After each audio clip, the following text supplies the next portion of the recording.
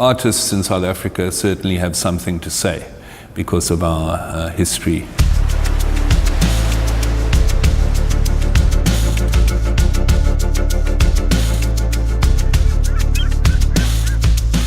Blank is located in Cape Town in an area called Woodstock, which is just on the edge of the central business district.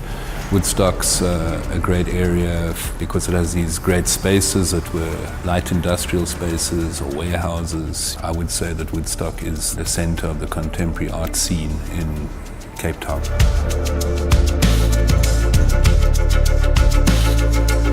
I was born in Cape Town and I left South Africa in apartheid time. I came back as an artist in 2005 and started an artist-run space. And then in 2013 we became a registered entity and a gallery.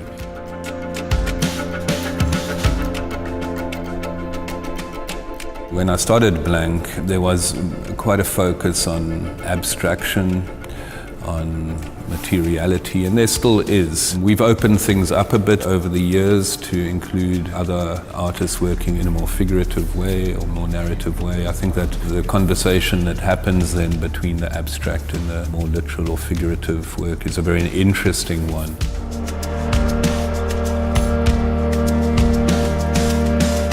Running a gallery is a very social thing to do. You know, you're constantly dealing with people. I'm often out doing studio visits. You know, working with artists is the most interesting and rewarding part of the job, seeing their work develop, their careers develop. Hey, Igshaan. It's been amazing to be with a gallery where you feel like you've grown together. So I was one of the first people to sign on with him. I call him my first wife. But I do feel like we found a really good partnership with Jonathan.